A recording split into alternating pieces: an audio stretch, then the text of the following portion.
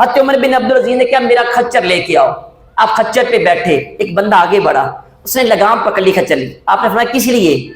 جناب آپ کا پروٹوکول ہے, چلو میں خچر کی لگام پکڑ کے آگے آگے چلتا ہوں, میں چھوڑ دو اس کو. تمہارے درمیان اور میرے درمیان کوئی فرق نہیں ہے, تم اور میں ایک ہوں, بس کوئی فرق نہیں ہے ہمارے درمیان, چھوڑ دو میری خچر کی لگام, میں خود چلنا چاہتا ہوں. یہ تھے ہمارے حکمران. حضرت عمر بن عبدالعزیز رضی اللہ تعالیٰ عنہ ایک دفعہ رات سونے لگے آپ, تو آپ اٹھے اپنے بستر سے, تو سامنے چراغ جل رکھا تھا. آپ نے چراغ کو پھونک مار کے بند کیا, پھر آ کے لیٹ گئے. آپ کا غلام آپ کے پاس تھا, کہنے لگا جناب میں آپ کا غلام ہوں, نوکر ہوں آپ کا, مجھے حکم دیتے میں اس کو بند کر دیتا. آپ نے بستر چھوڑا, خود اٹھے جا کے بند کیا, تو مجھے حکم دیتے, میں بھی اسی کام کے لیے مامور ہوں. تو سنیں حضرت عمر بن عبدالعزیز ہمارے بادشاہ سلامت کیا کہنے لگے, فرمانے لگے او میرے غلام دیکھو, جب میں اٹھ کے چراغ کی طرف گیا تو میں عمر بن عبدالعزیز بادشاہ تھا, جب چراغ بند کر کے واپس آیا تو پھر بھی عمر بن عبدالعزیز بادشاہ رہا ہوں, میری شان میں کوئی فرق نہیں پڑا. یہ تھے ہمارے حکمران, یہ تھی ہماری سیلیبریٹیز. عزیز سامعین محترم, بلا تمہید حضرت عمر بن عبدالعزیز رضی اللہ تعالی عنہ, آپ کی سیرت, آپ کی حکومت اور آپ کا کردار اور آپ کا معیار وہ آپ کے سامنے عرض کروں گا. اللہ تعالیٰ کی بارگاہ میں دعا ہے اللہ تعالیٰ سن سنا کے عمل کر کے آگے پہنچانے کی توفیق عطا فرمائے. عزیز سامعین محترم, حضرت عمر بن عبدالعزیز رضی اللہ تعالیٰ عنہ 61 ہجری یا 63 ہجری کو مدینہ شریف میں پیدا ہوئے. آپ کے جو والد محترم ہیں وہ 20 سال تک مصر کے گورنر رہے, 20 سال تک. یعنی آپ ایک اچھے خاندان میں اور ایک ایسے باپ کی اولاد تھی جو ان پاور تھے, امت میں تھے. تو حضرت عمر بن عبدالعزیز رضی اللہ تعالیٰ عنہ, آپ کے والد صاحب ادھر تھے, آپ مدینہ شریف میں پیدا ہوئے. تو جب آپ کے والد نے پیغام بھیجا آپ کی والدہ کو کہ مصر میں آ جائیں, تو آپ جانے لگی, تو آپ کو آپ کے چچا جان نے روک لیا, کہا کہ نہیں ان کو ادھر ہی رہنے دو, میں ان کی تربیت کروں گا.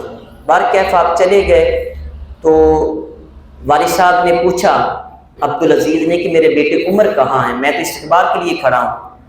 تو آپ نے کہا کہ وہ مدینہ شریف میں رہ کے ان کی تربیت کی جائے گی. کہا نہیں, میرا بیٹا مدینہ شریف میں اگر رہے گا تو وہ زیادہ بہتر ہوگا. بہرکیف حضرت عبدالعزیز رضی اللہ تعالیٰ عنہ نے آپ کو جو استاد چن کے دیا وہ بھی بڑا کمال کا تھا, جن کا نام حضرت صالح بن کیسان تھا. تو استاد سے پہلے میں آپ کی والدہ کے بارے میں تھوڑا سا تعارف کروا دوں. آپ کی جو والدہ تھی وہ حضرت عمر فاروق اعظم کی پوتی لگتی تھی. اچھا, تو حضرت عمر بن عبدالعزیز کی جو نانی جان تھی وہ کیسی تھی, اب ان کے بارے میں ذرا سنیں اور اشش کرتے کہ کیسی کمال کی نانی جان تھی. ماں کا انتخاب کرتے ہوئے ضرور غور کرنا چاہیے. ماں اچھی ہوگی تو 7 پشتوں تک بھی اس کی تربیت چلے گی, اور اگر ماں 2 نمبر ہوگی, ماں خراب ہوگی, وہ فاحشہ ہوگی, وہ ٹک ٹاکر ہوگی, وہ کھلے بالوں کے ساتھ بازاروں میں گھومنے والی ہوگی, تو یاد رکھنا اولاد کے اوپر بڑا برا اثر پڑتا ہے. حضرت عمر فاروق اعظم رضی اللہ تعالیٰ عنہ آپ اپنے دور خلافت میں رات کو گلیوں میں گشت کرتے تھے, لوگوں کے حالات چیک کرنے کے لیے, جاسوسی کی, یعنی کہ جاسوسی کے لیے نہیں بلکہ حالات چیک کرنے کے لیے آپ نکلتے. جب آپ وہاں گشت کر رہے تھے تو تھک کے ایک جگہ پہ بیٹھے اور سناٹا تھا, لیکن سناٹے کو چیرتی ہوئی کچھ آوازیں آپ کے کان میں پڑی. لڑائی ہو رہی تھی کسی گھر میں. لڑائی کس بات پہ ہو رہی تھی کہ بیٹی سے ماں بیٹی سے کہہ رہی تھی کہ بیٹی جلدی جلدی دودھ میں پانی ڈال لو اس سے پہلے کہ لوگ دودھ لینے کے لیے آ جائیں. بیٹی آگے سے جو کماری تھی وہ کیا کہتی کہ ماں تمہیں نہیں پتا کہ امیر المومنین اپنے خطبات میں کہتے ہیں کہ دودھ میں پانی ڈالنا جائز نہیں, ملاوٹ کرنا جائز نہیں ہے. سرکار دو عالم صلی اللہ علیہ وسلم کی احادیث پڑھتے ہیں کہ جس نے ملاوٹ کی اس کا ہمارے ساتھ کوئی تعلق نہیں. ماں کہنے لگی بیٹی کیسی بات کرتی ہو، امیر المومنین کون سے یہاں پہ تمہیں دیکھ رکھے ہیں؟ تو بیٹی کہنے لگی ماں امیر المومنین تو نہیں دیکھ رہے، لیکن امیر المومنین کے خدا کا کیا کروں، وہ تو ابھی بھی مجھے دیکھ رکھا۔ اچھا، حضرت عمر فاروق اعظم نے جب یہ بات سنی، آپ صبح طلوع ہی نماز پڑھی سیدھے گھر میں چلے گئے اور اپنی جا کے بیگم سے، اپنی بیوی سے کہنے لگی کہ مجھے ایک نیک صفت خاتون بیٹی کا رشتہ ملا ہے۔ بیٹوں کو اکٹھا کیا، کہا بیٹا کون اس سے شادی کرے گا؟ حضرت عبداللہ بن عمر، حضرت عبد الرحمن بن عمر کہنے لگے جناب ہماری تو شادی پہلے ہوئی ہے۔ جو تیسرے بیٹے تھے حضرت عاصم، وہ کہنے لگے ابا جان میں شادی کروں گا۔ وہ دور تھا زین جب باپ کہتا تو اور بیٹے شادی کر لیتے تھے۔ آج ہماری تربیت کے اندر یہ فرق ہے کہ جوان بیٹے کی منتیں کرنی پڑتی ہیں، بلکہ بیٹیوں کو بھی منتیں کرنی پڑتی ہیں۔ آپ تربیت ایسی کریں، ایسا ماحول دیں، ان کو پتہ چلے کہ ہمارا باپ ہمارا خیر خواہ ہے۔ بہرکیف آپ نے وہ رشتہ لے لیا، اب ماں نیک ہو تو پھر آگے جا کے اولاد میں جو بیٹا ہے وہ بھی عمر بن عبدالعزیز جیسا پیدا ہوتا ہے۔ اچھا پھر یاد رکھیں جو استاد تھا آپ کا، باپ مصر میں تھا، بیٹا مدینہ شریف میں تھا، باپ نے وہاں سے ایک اتالیق ٹیوٹر جسے کہتے ہیں وہ مقرر کر دیا، جن کا نام تھا حضرت صالح بن کیسان رضی اللہ تعالیٰ عنہ، بڑے منجے ہوئے استاد تھے۔ اچھا یاد رکھیں استاد چنتے ہوئے ذرا غور کیا کریں، ایسے ایرا غیرہ نتھو خیرات استاد نہ چنیا کریں۔ آپ کے بچوں کو تعلیم جس نے دینی ہے، تربیت جس نے کرنی ہے، وہ استاد اچھا ہونا چاہیے۔ اور خبردار کہیں کوئی بد مذہب نہ چن لینا، ایسے نہ ہو کہ وہ آپ کے بیٹے کو جوان کرے اور آپ کا بیٹا اس سے پڑھ کے جوان ہو اور باپ کا جنازہ سامنے پڑا ہو کہ میں اس کے لیے دعا بھی نہیں کروں گا، میں اس کے لیے وہ اصالہ ثواب بھی نہیں کروں گا، میں نہیں مانتا ہوں ایسی چیزوں کو۔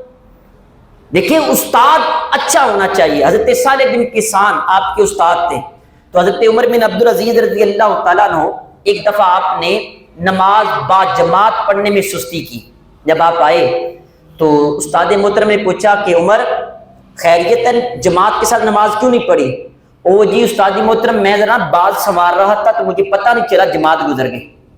حضرت صالح بن کیسان کو بڑا غصہ آیا، آپ نے فوراً مصر میں پیغام بھیجا ان کے والد صاحب کو، کہا کہ آج عمر بن عبدالعزیز نے ایک نماز با جماعت نہیں پڑھی، نماز پڑھی تھی با جماعت نہیں پڑھی۔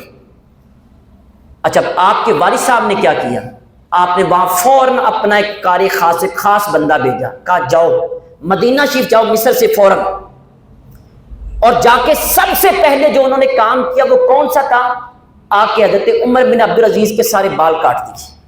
کہا انہیں بالوں کی وجہ سے با جماعت نماز نہیں پڑھی۔ یاد رکھنا جنہوں نے اپنی اولادوں کو عظیم بنانا ہوتا ہے وہ سب سے پہلے رب کی بارگاہ میں جھکنے کے لیے ان کے اوپر زور ڈالتے ہیں، لیکن ہمارے معاشرے میں ایسا نہیں۔ سوری ٹو سے ہم سکول نہ جائے تو زور ڈالتے ہیں، کالج نہ جائے تو مارتے ہیں، یونیورسٹی نہ جائے تو ڈانٹتے ہیں، لیکن نماز نہ پڑھنے جائے تو صرف یہی کہتے مولوی صاحب دعا کرو تسی سمجھاؤ انہوں۔ کیا یہ جب فرنچائز کے سکول جا رہا تھا اس نے انکار کیا تو مولوی صاحب سے آ کے دعائیں کروائیں؟ ماں جوتا پکڑ لیتی ہے، باپ ڈنڈا پکڑ لیتا ہے۔ صبح کو بچے نے سکول جانا ہو تو میں حقیقتاً آپ کو بتاؤں پورے گھر کو وقت پڑا ہوتا ہے، باپ علیحدہ الرٹ کھڑا ہوتا ہے، شوز اس کے پالش ہے، یونیفارم اس کا ٹھیک ہے، بیگ ٹھیک ہے، بوتل ٹھیک ہے، ٹفن ٹھیک ہے، گاڑی بائی سٹارٹ کھڑی ہے، اس لیے شہزادہ سکول جا رہا ہے۔ کیا اس سکول جانے سے پہلے فجر کی نماز کے لیے بھی اہتمام کروایا تم نے؟ جب تم نے اللہ کی بارگاہ میں نہیں جھکایا تو جوان ہو کے پھر بیٹا کیا تمہارا ادب کرے گا؟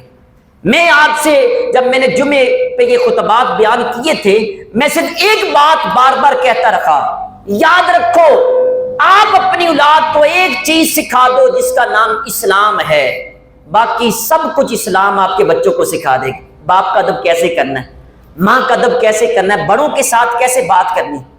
تو عزیز سامعین محترم اپنے بچوں کو دین سکھائیں سب سے پہلے۔ میں نے کئی والدین کو ایسے دیکھا جوان بیٹا باپ کے ساتھ موٹر سائیکل پہ آ رکھا ہوتا ہے، باپ کہتا ہے پتر تو چل کار میں نماز پڑھ کے آنا۔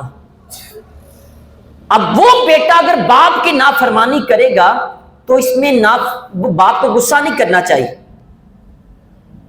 ابھی دکانیں کھلی ہیں بازار میں پورے بازار میں دیکھ کے آیا ہوں، دکانیں کھلی ہیں، ریل پیل ہے، کچھ والد صاحب وہ جمعہ پڑھنے کے لیے آتے ہیں، باقی کہ پتر تو ذرا دکان تے بے، میں ذرا نا نماز پڑھ کے آنا۔ کیا بیٹے کے اوپر نماز فرض نہیں ہے؟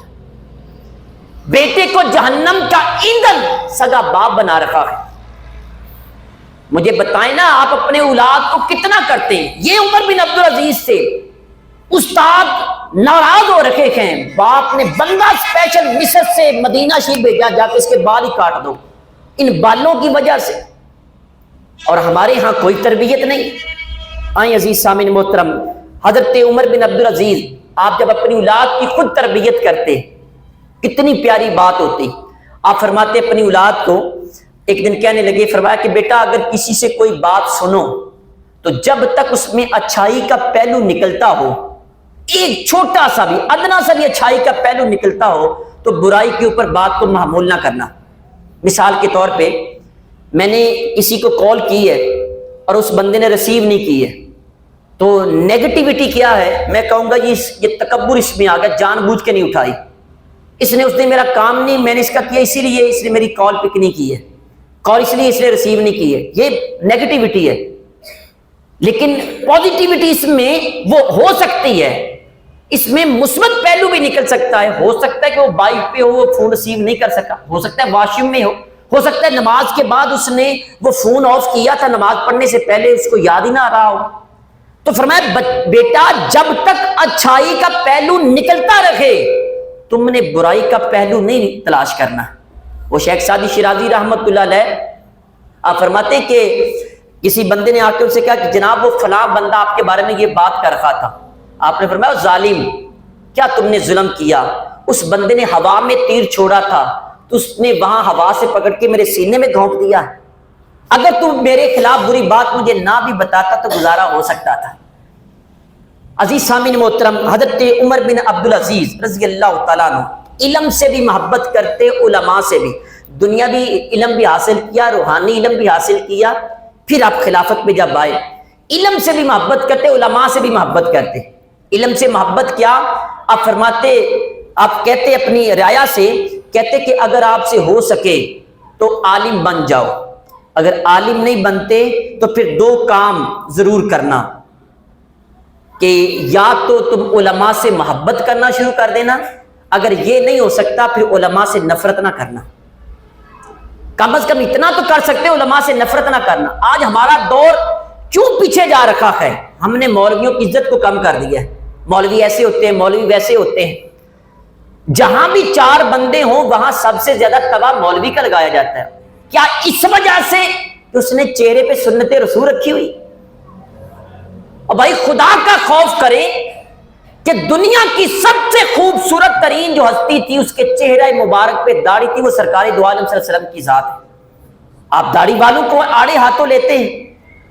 علم سے محبت فرماتے ہیں کہ اگر تم علماء خود بن جاؤ ورنہ علماء سے محبت کرو، اگر یہ بھی نہ ہو سکے تو نفرت نہ کرو۔ فرمایا اگر انہی باتوں پہ عمل کرتے رہو گے تو کبھی نہ کبھی خیر کا پہلو تمہارے پاس آ جائے گا۔ اور پھر علماء سے محبت کا انداز کمال کا تھا۔ آپ کے دور میں حضرت سعید بن مسیب رضی اللہ تعالیٰ عنہ بڑے عظیم تابعی تھے، وہ عالم تھے، تو آپ کو کسی مسئلے کے بارے میں پوچھنا تھا، اپنا قاصد بھیجا، فرمایا جا کے حضرت سعید بن مسیب سے پوچھ کے آؤ۔ اچھا وہ قاصد آپ کے پاس گیا تو اس نے جا کے کہا جی عمر بن عبدالعزیز رضی اللہ تعالیٰ امیر المومنین آپ کو یاد کر رکھے۔ تو جو علماء ہوتے ہیں وہ امیر لوگوں سے دور ہی بھاگتے ہیں، اور بھاگنا بھی چاہیے۔ امیر لوگوں کے قریب رہنا کوئی اچھائی نہیں ہوتی ہے۔ علماء وہ ایک علیحدہ ہی رہتے ہیں، وہ صوفیانہ انداز اختیار کرتے ہیں، وہ وہی طریقہ ہے میں گدا ہوں اپنے کریم کا، میرا دیر پانا نہ نہیں۔ تو حضرت سعید بن مسیب نے سوچا کہ عمر بن عبدالعزیز علم دوست ہیں اور وہ امیر المومنین ہیں، آپ نے جوتا پہنا فوراً آ گئے۔ جیسے ہی آپ آئے تو دیکھا کہ یہ سعید بن مسیب آ گئے۔ حضرت عمر بن عبدالعزیز خود اٹھ کے استقبال کیا، کہا جناب غلطی ہو گئی، غلط فہمی ہو گئی، میں نے اس کو کہا تھا کہ مسئلہ پوچھنا ہے اور آپ خود یہاں تشریف لے آئے۔ تو حضرت سعید بن مسیب نے کہا کہ اس نے کہا تھا کہ امیر المومنین بلا رہے ہیں۔ تو آپ نے کہا کہ حضور آپ سے یہی التجا ہے، اب واپس تشریف لے جائیں، میرا قاصد وہیں سے جا کے آپ سے مسئلہ پوچھے گا، ادھر بھی نہیں پوچھے گا آپ سے۔ اور جن سلطنت کے حکمرانوں نے علماء کا ادب کیا، پھر پوری دنیا پہ ان کا رعب و دبدبہ رکھا۔ جس بادشاہ نے علماء سے محبت کی، یاد رکھنا کبھی بھی اس کی رعب و دبدبے میں کمی نہیں ہوئی ہے۔ اس سے آگے چلیں، حضرت عمر بن عبدالعزیز رضی اللہ تعالیٰ عنہ، آپ کا دور حکومت کیسا تھا؟ آج ہماری نوجوان نسل بڑی پریشان ہو جاتی ہے، وہ کہتی ہے کہ شاید وہ ہمارا لیڈر ہے، وہ ہمارا لیڈر ہے، وہ ہمارا مسیحا بنے گا، وہ ہماری کشتی وہ بھمر سے نکالے گا، وہ ہماری ناؤ کو لے کے چلے گا۔ یاد رکھنا، یہ اسلامی قانون کی، اسلام نافذ کرنے کی صرف باتیں ہوتی ہیں، باتوں سے اسلام نافذ نہیں ہوتا، کردار سے اسلام نافذ ہوتا ہے۔ حضرت عمر بن عبدالعزیز گھر پہنچنے سے پہلے پورے علاقے میں اسلام نافذ ہو چکا تھا، اور اسلام نافذ ہونے کے لیے پہلے اپنا کردار پیش کرنا پڑتا ہے۔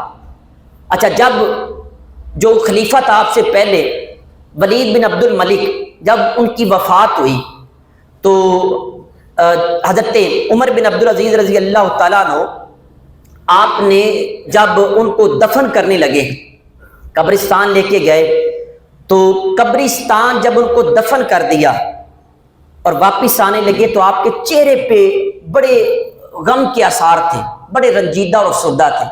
آپ کا غلام تب مزاحم آپ سے عرض کرنے لگے، حضور ابھی تو یعنی فوت ہونے سے پہلے آپ کا چہرہ حشاش بشاش تھا، لیکن اچانک یہ کیسی ہو گیا؟ اتنے غم میں کیوں آپ مبتلا ہو گئے؟ فرمانے لگے، تمہیں نہیں پتا، میرے اوپر وہ بوجھ آن پڑا ہے جس کے بارے میں سوچتا ہوں تو پریشان ہو جاتا ہوں۔ پوری رعایا کے جتنے بھی مساکین ہیں، غریب ہیں، مفلس ہیں، ان تمام کا بوجھ میرے کندھوں پہ آ پڑا ہے، میں نے غم میں مبتلا نہیں ہونا تو کیا کرنا ہے؟ اچھا، اب یہاں سے اسلام نافذ ہونا کیسے شروع ہوتا ہے؟ ابھی گھر نہیں پہنچے۔ اچھا، جب قبرستان سے باہر نکلے تو وہاں جو آپ کے وہ نوکر تھے، انہوں نے کیا کیا کہ بہترین قسم کے عمدہ خچر اور گھوڑے وہ قبرستان کے باہر کھڑے کر دیے۔ اب باہر نکل، جناب اس پہ تشریف رکھے۔ فرمایا یہ کس لیے؟ جناب جب بھی کوئی نیا امیر المومنین بنتا ہے، بادشاہ بنتا ہے، تو اس کے لیے عمدہ خچر اور ترکی گھوڑے ان کے لیے پیش کیے جاتے جن پہ کسی نے بھی سواری نہیں کی ہوتی۔ آپ اس پہ تشریف فرما ہوں اور محل میں چلے جائیں۔ حضرت عمر بن عبدالعزیز نے فرمایا اچھا، فرمایا یہ میرے لیے نہیں ہے۔ اپنے غلام کو بلایا، مزاحم ادھر آؤ۔ جی حضور۔ فرمایا یہ خچر اور جتنے بھی گھوڑے ہیں جاؤ مسلمانوں کے بیت المال میں جا کے جمع کروا دو، یہ میرے نہیں۔ آپ نے فرمایا جاؤ میرا خچر لے کے آؤ۔ خچر لے کے آئے، حضرت عمر بن عبدالعزیز کے اوپر تشریف فرما ہوئے۔ یہ میں مسلمانوں کے بادشاہ کی بات کر رہا ہوں جنہوں نے اسلام نافذ کیا۔ یہ بھی ہمارے وزیر اعظم تھے، یہ بھی ہمارے بادشاہ تھے۔ آج کے بادشاہوں کے پروٹوکول آپ کے سامنے ہیں۔ ایک بندے نے ادھر سے گزرنا ہو، یقین مارے ہماری وہ جتنا بھی پروٹوکول ہے، سیکورٹی ہے، وہ ساری الرٹ ہو جاتی ہے۔ صبح سے شام تک سڑکوں پہ کھڑے رہتے ہیں، کس لیے؟ کہ فلاں بادشاہ کے نوکر نے گزرنا ہے۔ بادشاہ کا بھی عالم کیا ہوگا؟ یہ بھی ہمارے بادشاہ تھے۔ حضرت عمر بن عبدالعزیز نے کہا میرا خچر لے کے آؤ۔ آپ خچر پہ بیٹھے، ایک بندہ آگے بڑھا، اس نے لگام پکڑ لی خچر لی۔ آپ نے فرمایا کس لیے؟ جناب آپ کا پروٹوکول ہے، چلو میں خچر کی لگام پکڑ کے آگے آگے چلتا ہوں، میں چھوڑ دو اس کو۔ تمہارے درمیان اور میرے درمیان کوئی فرق نہیں ہے، تم اور میں ایک ہوں، بس کوئی فرق نہیں ہے ہمارے درمیان، چھوڑ دو میری خچر کی لگام، میں خود چلنا چاہتا ہوں۔ یہ تھے ہمارے حکمران۔ حضرت عمر بن عبدالعزیز رضی اللہ تعالیٰ عنہ ایک دفعہ رات سونے لگے آپ، تو آپ اٹھے اپنے بستر سے، تو سامنے چراغ جل رکھا تھا۔ آپ نے چراغ کو پھونک مار کے بند کیا، پھر آ کے لیٹ گئے۔ آپ کا غلام آپ کے پاس تھا، کہنے لگا جناب میں آپ کا غلام ہوں، نوکر ہوں آپ کا، مجھے حکم دیتے میں اس کو بند کر دیتا، آپ نے بستر چھوڑا، خود اٹھے جا کے بند کیا، تو مجھے حکم دیتے، میں بھی اسی کام کے لیے مامور ہوں۔ تو سنیں حضرت عمر بن عبدالعزیز ہمارے بادشاہ سلامت کیا کہنے لگے؟ فرمانے لگے او میرے غلام دیکھو، جب میں اٹھ کے چراغ کی طرف گیا تو میں عمر بن عبدالعزیز بادشاہ تھا، جب چراغ بند کر کے واپس آیا تو پھر بھی عمر بن عبدالعزیز بادشاہ رہا ہوں، میری شان میں کوئی فرق نہیں پڑا۔ یہ تھے ہمارے حکمران، یہ تھی ہماری سیلیبریٹیز۔ اچھا آپ وہاں سے چلے، جب آپ اپنے محل میں پہنچے، جو بادشاہ کا محل تھا، جب اس میں پہنچے تو وہاں بہترین قسم کے قالین بچھے ہوئے تھے۔ حضرت عمر بن عبدالعزیز رضی اللہ تعالیٰ عنہ آپ خچر سے نیچے اترے، قالین اٹھا دیا اور نیچے بیٹھ گئے، اپنے غلام مزاحم کو بلایا، مزاحم جی حضور، میں یہ سارے قالین فولڈ کرو، اور کر کے فولڈ سارے کے سارے بیت المال میں جمع کروا دو۔ یہ تھے ہمارے حکمران، اور چند مہینوں کی، یعنی 2-2.5 سال کا عرصہ آپ نے حکومت کی ہے، اور 2-2.5 سالوں کے بعد اتنا عروج آپ کی زندگی میں تھا کہ 8 ضلعوں سے زکوٰۃ کا مال واپس آ گیا تھا، کوئی زکوٰۃ لینے والا غریب ہی نہیں ملا ہے، پورے ضلعوں کے اندر کوئی بندہ غریب نہیں رہا، 8 ضلعوں سے زکوٰۃ واپس آ گئی۔ یہ بھی ہمارے حکمران تھے، یہ تھے ہمارے بادشاہ، یہ تھے ہمارے امیر المومنین۔ آج ہم باتیں کرتے ہیں جی وہ انگریزوں کے دور میں وہاں پہ یورپین کنٹریز میں ایسی حکومت ہے، کیسی حکومت ہے۔ آج ہماری گاڑی، اگر گاڑی ہو 50 کروڑ روپے کی اور اس پہ ڈرائیور میرے جیسا ان ٹرین بیٹھ جائے تو وہ ظاہر ہے گاڑی کا چکولے لگوائے گا، اور اگر گاڑی کا ڈرائیور اچھا ہو، گاڑی کیسی بھی ہو، کیسا بھی ماڈل ہو، ڈرائیور اچھا ہو تو وہ گاڑی کو لے جاتا ہے۔ آج ہماری گاڑی کا ڈرائیور اچھا ہی نہیں ہے، ڈرائیور 2 نمبر ہیں۔ پاکستان ایک گاڑی کی طرح ہے جس کو چلانے والے ڈرائیور آج تک اچھے نہیں ملے۔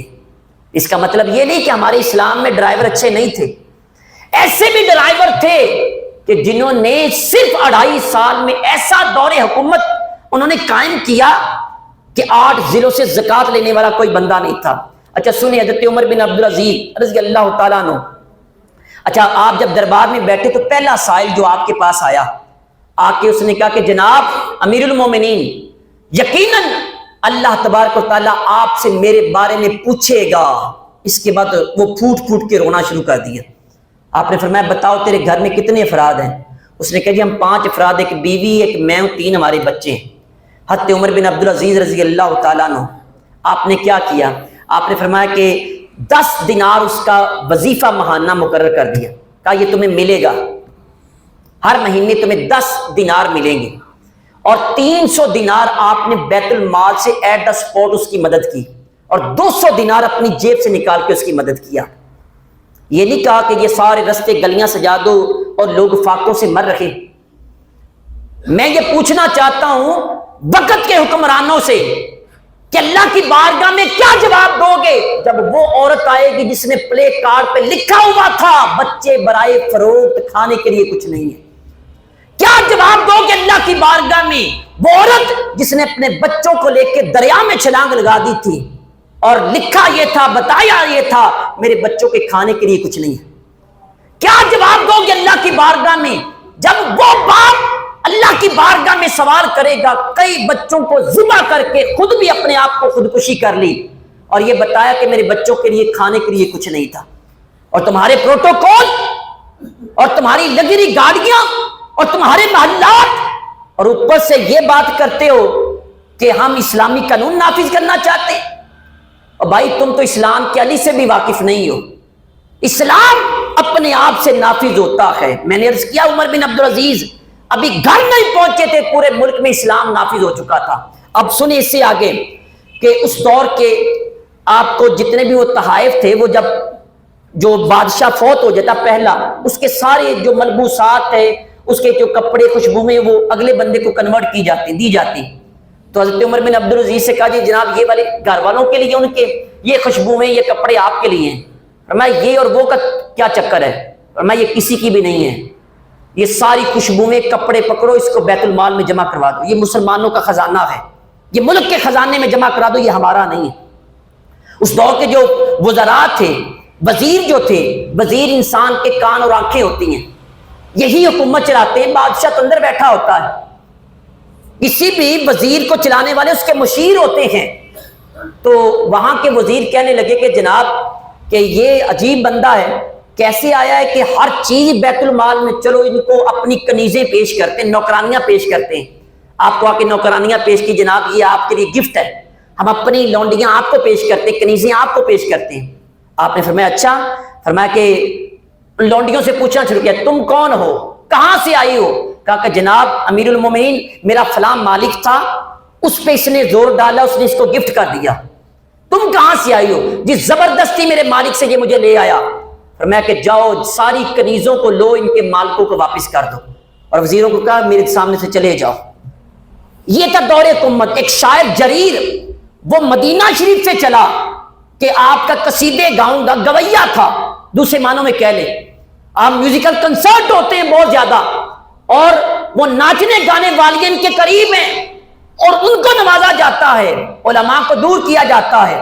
کوئی بھی حکومتی سطح پہ کوئی ایسی محفل ہوتی ہے، مجلس ہوتی ہے، تو وہاں گانے والے آگے ہوتے ہیں، علماء پیچھے ہوتے ہیں، نعت تلاوت پیچھے ہوتی ہے۔ تو وہ جریر آپ کے دربار میں آیا تو اس نے ایک قصیدہ پڑھا جس میں اہل مدینہ کے جو مصائب اور علام ذکر کیے۔ حضرت عمر بن عبدالعزیز نے کہا اچھا چلو میں نے سن لیے ہیں، تو آپ نے فوراً کچھ مال کہا کہ یہ لے کے مدینہ شریف چلے جا، لوگوں میں تقسیم کرو۔ اور اس سے پوچھا جریر سے اچھا بتاؤ تم کون ہو؟ کیا تم انصار میں سے ہو؟ جی نہیں۔ مہاجرین میں سے ہو؟ نہیں۔ ان کے اعزا و قربا میں سے ہو؟ نہیں۔ کیا تم مجاہدین میں سے ہو؟ نہیں۔ پھر تم کون ہو؟ اب پھنس گیا، کہنے لگا جناب میں ایک مسافر ہی سمجھ لیں۔ حضرت عمر بن عبدالعزیز نے اپنی جیب میں سے، حکومتی پیسوں میں سے نہیں، اپنی جیب میں سے 20 درہم نکالنے کا، یہ لو 20 درہم اس کو دے دیے، اور دینے کے بعد کہا کہ اب تمہاری مرضی ہے، چاہے میری مذمت کرو چاہے میری تعریف کرو، جو کچھ مرضی میرے بارے میں کہو۔ اب جریر دربار سے واپس جا رکھا تھا، منہ پہ جملہ پتہ کیا تھا؟ کہنے لگا کہ یہ شعراء کو نہیں دیتا، شاعروں کو نہیں دیتا، یہ تو گدھا گرو غریبوں کو دیتا ہے، بس یہ تو غریبوں کو نوازتا ہے۔